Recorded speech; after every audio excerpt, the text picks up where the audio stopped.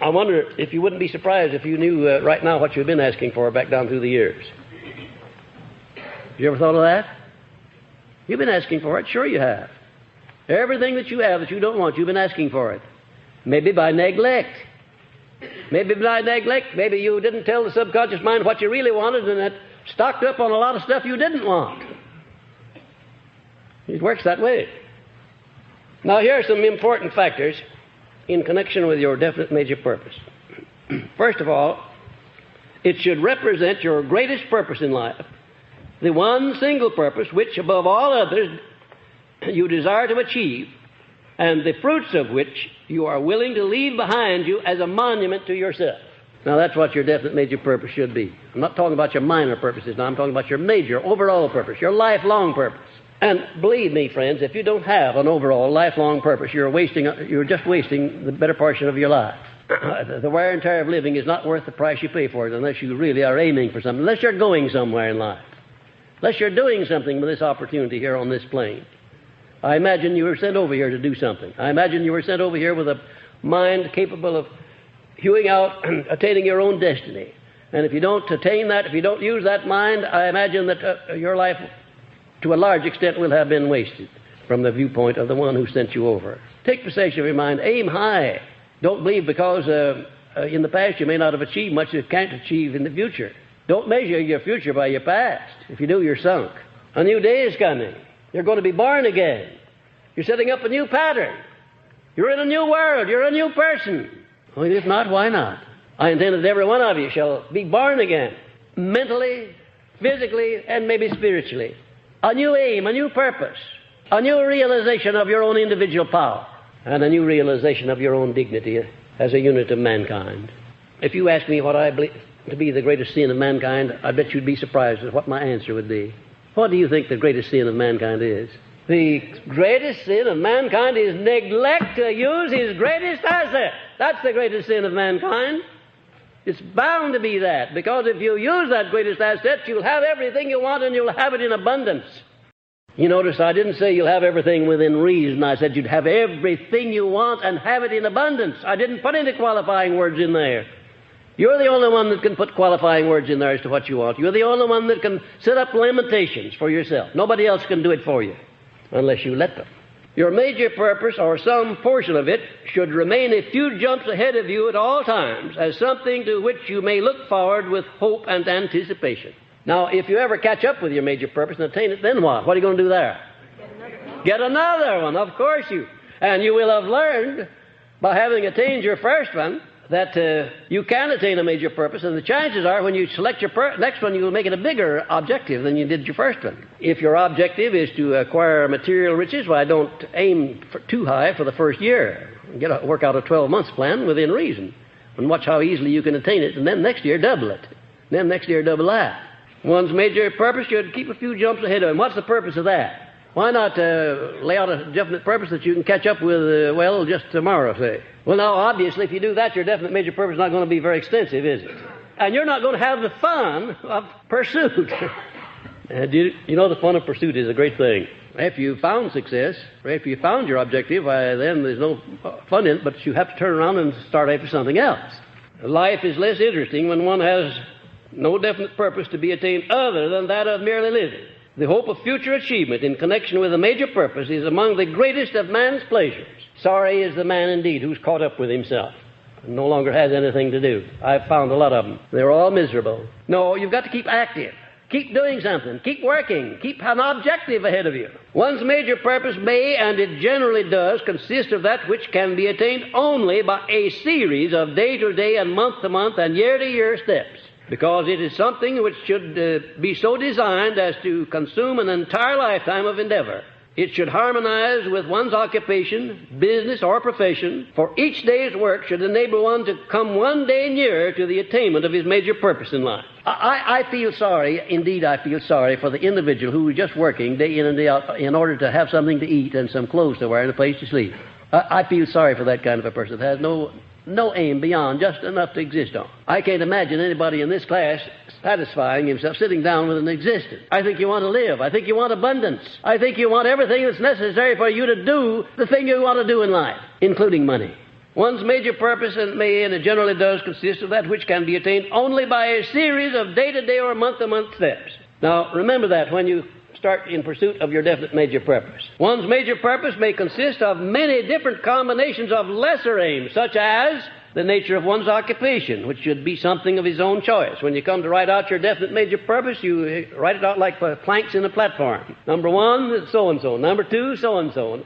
And somewhere along there, right near the head, be sure that you include in your definite major purpose perfect harmony between yourself and your mate. Think that's important? Do you know of anything more important than that? Do you know of anything, any human relationship more important than that of a man and his wife? No, of course you don't. I'll answer that one for you. Nobody does. And have you ever heard of a relationship of man and wife where there was not harmony? Have you ever seen a thing like that? You have, huh? Yes, I'll answer that for you too. I know you have. Not pleasant, is it? Not pleasant to even be around people who are not in step with one another. Well, you can be harmonious. And there is where you ought to start applying your mastermind relationship first. Your wife or your husband should be your first mastermind ally. Maybe you'll have to go back and court him or her over again, but all right, that's nice too. I don't know of anything I ever did in my life that I enjoyed as much as courting. It's a wonderful experience. Go back and court the gal over again, or the man.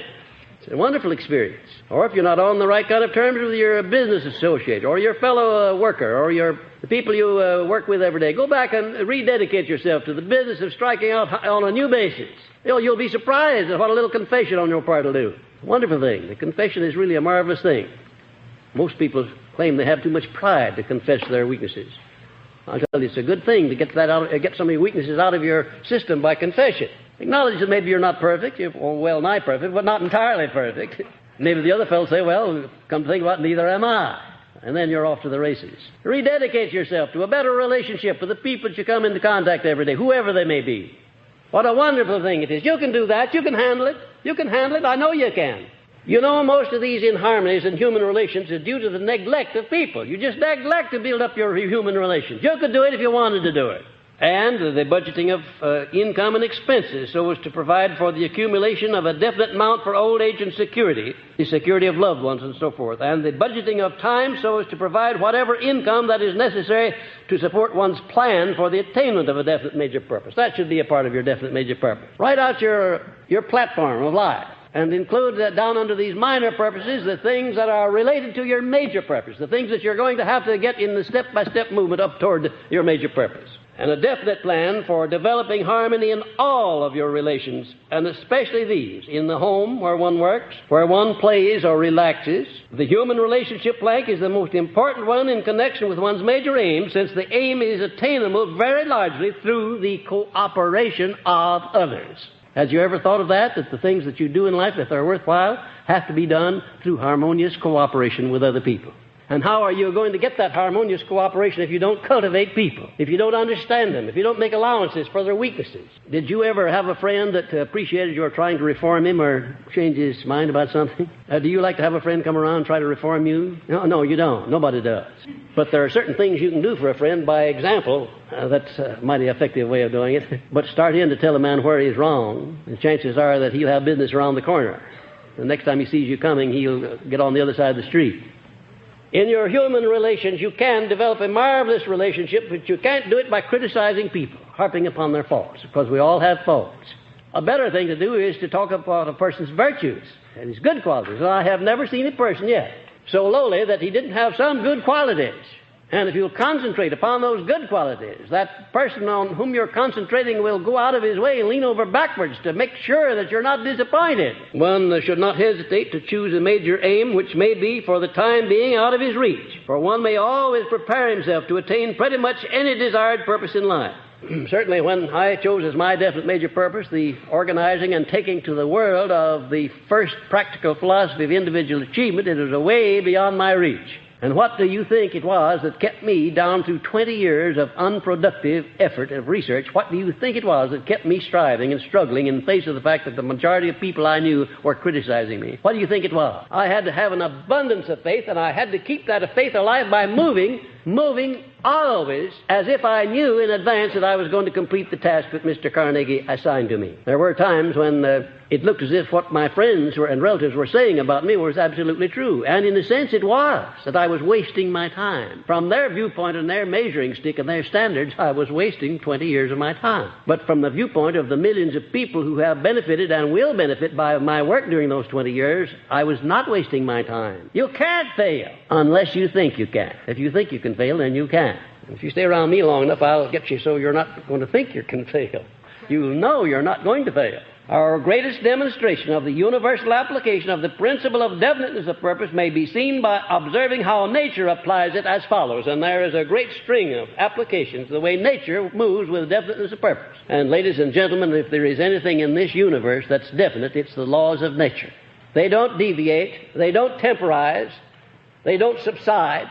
You can't go around them. You can't avoid them. And however you can, learn their nature and adjust yourself to them and benefit by them. Nobody ever heard of the law of gravitation being suspended, not even for one fraction of a second. It never has been done and never will be, because nature's whole setup throughout the whole universe, system of universes perhaps, is so definite that everything moves with precision like clockwork. And if you want an example of the necessity of an individual's moving with definiteness, you only have to have a smattering of understanding of the sciences to see the way that nature does things, and then you'll have that example. The orderliness of the universe and the interrelation of all of the natural laws, the fixation of all of the stars and planets in immovable relationship to one another. Isn't it a marvelous thing to know that the astronomers can sit down and with a pencil and a few pieces of paper predetermine hundreds of years in advance the exact relationship of given planets and stars, right where they'll be with relationship to one another in advance. And you know they couldn't do that if there was not a purpose, a plan under which we're working. We want to find out what that purpose is as it relates to us as individuals. That's why you're in this course. That's why I'm teaching you. I'm giving you that little bit that I've picked up from life and from the experiences of men and from my own experience, so that you will learn how to adjust yourself to the laws of nature in order that you may use those laws instead of allowing yourself to be abused by your neglect in using them. To me, one of the most horrible things to contemplate is the possible cessation of natural laws.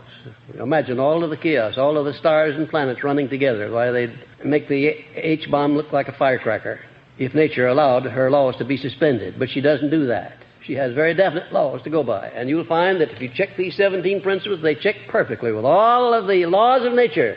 If you get over to that principle of going the extra mile, you'll find that nature is profound in her application of the principle of going the extra mile. When she produces blooms on the trees, she doesn't produce just enough to fill the trees. She produces enough to take care of all of the damages, the winds and the storms. When she produces fish in the sea, she doesn't just produce enough to perpetuate the fish. She produces enough to feed the bullfrogs and the snakes and the alligators and all the other things that still have enough left to carry out her purpose. She has an abundance of things, overabundance. And also, she forces man to go the extra mile, or else he'll perish. He would perish in one season if he didn't go the extra mile. If nature didn't compensate a man when he goes out and puts a grain of wheat in the ground by giving him back 500 grains to compensate him for his intelligence, why, we'd starve to death in one season. If you do your part, nature does her part, and she does it in abundance, in superabundance. And one of the strange things about nature is that if you keep your mind focused on the positive side of life, it becomes greater than the negative side. Always does that. If you keep your mind on the positive side, it becomes greater than all of the negatives that may try to penetrate your mind and influence your life. Look around and you'll find examples, living examples all around you of people that you want to emulate and people you do not want to emulate. People that are failing, and you'll be able to tell why they're failing. I dare say that from this time on, you will be able to use this philosophy as a measuring stick, and wherever you find a success or a failure, you'll be able to lay your finger right on the cause of it. Right on it, and that includes you too.